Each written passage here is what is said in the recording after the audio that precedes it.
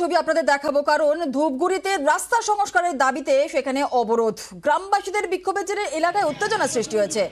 ধূপগুড়ি পুরসভার 1 নম্বর ওয়ার্ডের কলেজ মোড় থেকে মধ্য বোরগাড়ি পর্যন্ত প্রায় 4 কিলোমিটার রাস্তা বেহাল।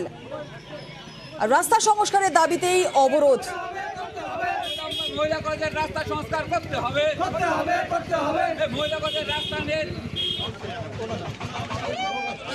থেকে কলেজ অবধি যে রাস্তাটা, যেটা আমাদের যাতায়াতের এই গ্রাম্য যাতায়াতের মেন রাস্তা, এই রাস্তাটা দীর্ঘদিন থেকে খুব বেহাল অবস্থা। তো আমরা প্রশাসনিক লেভেলে ব্লক নেতৃত্ব, পঞ্চায়েত সমিতি, জেলা পরিষদ সভাকে জানানোর পরেও এবং উন্নয়ন দপ্তরের মন্ত্রী উদয়ন গুহ এসে কথা দিয়ে গিয়েছিল, তবুও এই রাস্তা সংস্কার বা মেরামতের কোনো উদ্যোগ এখনো নেয়নি। সরাসরি কথা বলে নেব, আমাদের সঙ্গে রকি রয়েছে, আমাদের প্রতিনিধি। রকি, সাধারণ মানুষ যারা রয়েছেন তারা কতদিন ধরে এই সমস্যায় রয়েছেন? বেহাল দশা, যেমনটা যে ছবি আমরা দেখছিলাম, 4 কিলোমিটার রাস্তা বেহাল। কতদিন ধরে এই সমস্যার মধ্যে তারা রয়েছেন? প্রশাসন কি বলছে? জুনালা, দেখো, ধূপগুড়ি পৌরসভার 1 নম্বর ওয়ার্ড কলেজ মোড় থেকে প্রায় মধ্য গোড়াবাড়ি এলাকা পর্যন্ত প্রায় 4 কিলোমিটার রাস্তা দীর্ঘদিন ধরে কিন্তু বেহাল অবস্থায় পড়ে রয়েছে। প্রায় 10 বছর ধরে কিন্তু এই সমস্যা ভুগছে এলাকার মানুষ। শুধু যে সেই এলাকার মানুষ তেমনটা নয়, সেই রাস্তায় রয়েছে একটি মহিলা কলেজ এবং সেই কলেজের রাস্তা বেহাল থাকার কারণে কিন্তু সেই রাস্তায় টোটো গাড়ি যেতে চায় না, যার ফলে কিন্তু সেই কলেজ পড়ুয়ারাও কিন্তু সেখানে হেঁটে হেঁটে যেতে হয়, যার ফলে সমস্যায় ভুগেছে এলাকার প্রধান, পঞ্চায়েত, এমনকি এমএলএকে বারবার দরবার করেছে। তারা এর আগে পথ অবরোধ করেছিল, প্রশাসন তাদেরকে আশ্বাস দিয়ে কিন্তু পথ অবরোধ তুলে নিয়েছিল।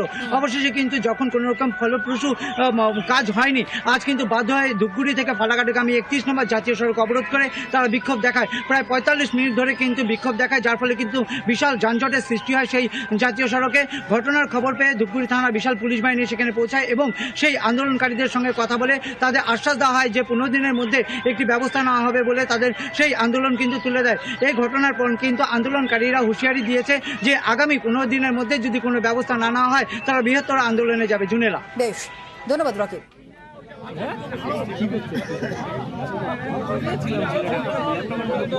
দপ্তরের মন্ত্রী, আমরা উত্তরবঙ্গের জায়গায় রাজা ভাবি, উনি এসে বললেন যে আমার রাস্তা কাজটা করে দিন।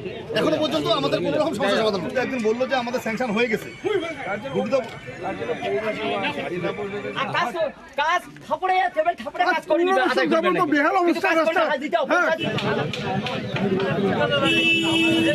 যে রাস্তাটা 4-5 বছর থেকে যে পরিস্থিতি, চলাচলের মতো অবস্থা নেই। এর আগে আরেকবার আমরা এরকম পদ অবরোধের উদ্যোগ নিয়েছিলাম, তখন ওরা এসে বলে যে না, অবরোধটা তুলে দাও, আমরা রাস্তাটা করে দিব। ছাত্রছাত্রী থেকে শুরু করে একদম পেশেন্ট পার্টি যত আছে, একদম না যাওয়ার মতো অবস্থা, মানে না জাহাল রাস্তা।